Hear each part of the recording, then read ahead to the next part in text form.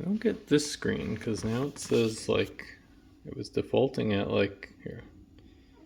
Okay, so we have the Londinium Pro. Yeah, so I don't get. There's this setting.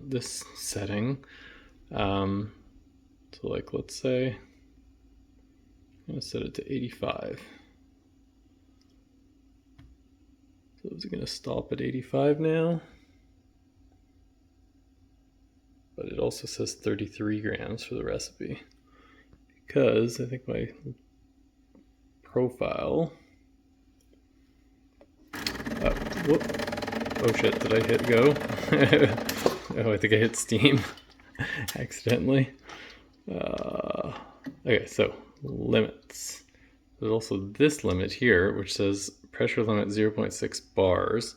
I set it just now to stop at 85. Now it went up to 85.4 for some reason.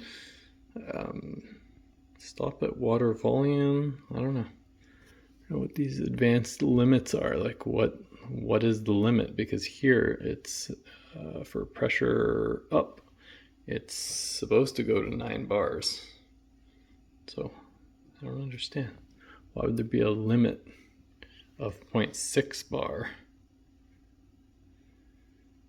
You make no sense.